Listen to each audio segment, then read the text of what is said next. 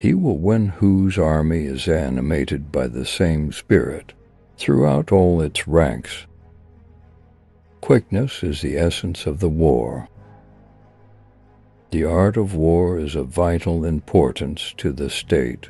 It is a matter of life and death, a road either to safety or to ruin. Hence it is a subject of inquiry which can on no account be neglected. For to win 100 victories in 100 battles is not the acme of skill. To subdue the enemy without fighting is the acme of skill. Balk the enemy's power, force him to reveal himself. Thus it is that in war the victorious strategist only seeks battle after the victory has been won, whereas he who is destined to defeat first fights and afterwards looks for victory. There has never been a protracted war from which a country has benefited. The quality of decision is like the well-timed swoop of a falcon, which enables it to strike and destroy its victim. When envoys are sent with compliments in their mouths, it is a sign that the enemy wishes for a truce. If ignorant both of your enemy and yourself, you are certain to be in peril. Secret operations are essential in war. Upon them the army relies to make its every move. To see victory only when it is within. The ken of the common herd is not the acme of excellence. Confront them with annihilation, and they will then survive. Plunge them into a deadly situation, and they will then live. When people fall into danger, they are then able to strive for victory. Secret operations are essential in war. Upon them the army relies to make its every move. To see victory only when it is within. The ken of the common herd is not the acme of excellence. Confront them with annihilation, and they will then survive. Plunge them into a deadly situation, and they will then live. When people fall into danger, they are then able to strive for victory. For them to perceive the advantage of defeating the enemy, they must also have their rewards. Thus, what is of supreme importance in war is to attack the enemy's strategy. The good fighters of old first put themselves beyond the possibility of defeat, and then waited for an opportunity of defeating the enemy. It is only the enlightened ruler and the wise general who will use the highest intelligence of the army for the purposes of spying, and thereby they achieve great results. Hence the saying, if you know the enemy, and you know yourself, your victory will not stand in doubt. If you know heaven and you know earth, you may make your victory complete. If our soldiers are not overburdened with money, it is not because they have a distaste for riches. If their lives are not unduly long, it is not because they are disinclined to longevity. In the practical art of war, the best thing of all is to take the enemy's country whole and intact, to shatter and destroy. Regard your soldiers as your children, and they will follow you into the deepest valleys. Look on them as your own beloved sons, and they will stand by you even unto death. A good commander is benevolent and unconcerned with fame. The opportunity to secure ourselves against defeat lies in our own hands. but the opportunity of defeating the enemy is provided by the enemy himself.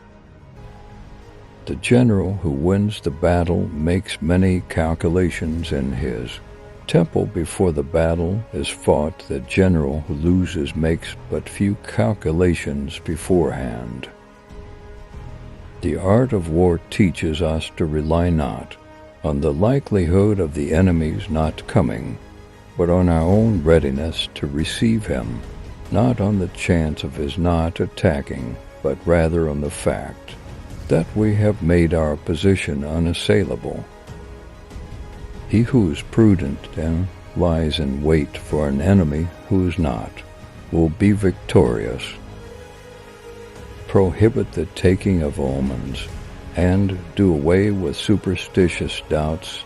Then, until death itself comes, no calamity need be feared. Supreme excellence consists in breaking the enemy's resistance without fighting. If you are far from the enemy, make him believe you are near. He who knows when he can fight and when he cannot will be victorious.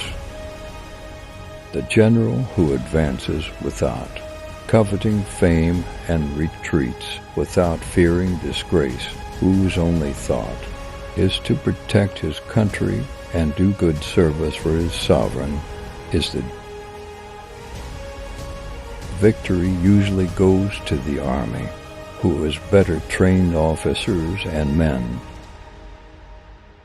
The enlightened ruler is heedful, and the good general full of caution. Hence that general is skillful in attack, whose opponent does not know what to defend, and he is skillful in defense whose opponent does not know what to attack. Now the reason the enlightened prince and the wise general conquer the enemy whenever they move, and their achievements surpass those of ordinary men, is for knowledge.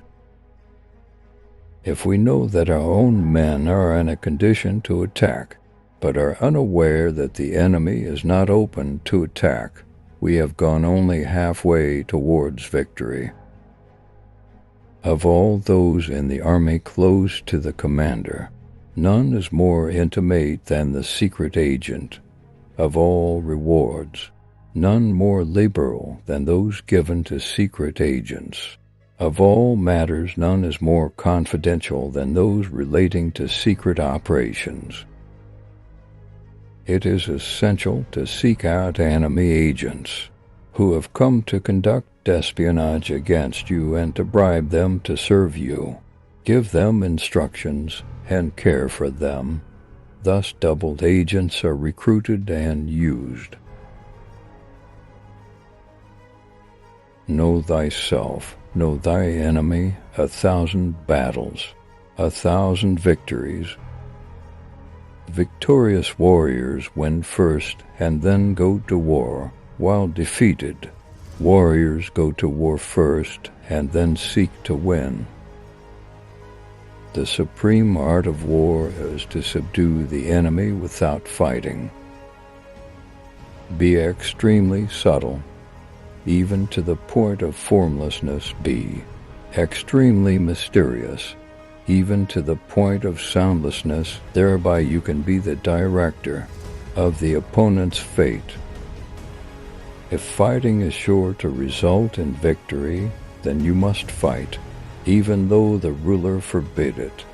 If fighting will not result in victory, then you must not fight even at the ruler's bidding.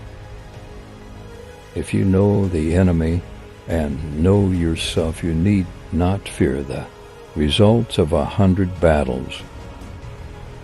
Invincibility lies in the defense, the possibility of victory in the attack. He will win who knows when to fight and when not to fight. There is no instance of a nation benefiting from prolonged warfare. Pretend inferiority and encourage his arrogance. To fight and conquer in all our battles is not supreme excellence. Supreme excellence consists in breaking the enemy's resistance without fighting. All men can see these tactics whereby I conquer, but what none can see is the strategy out of which victory is evolved. If your opponent is of choleric temper, irritate him.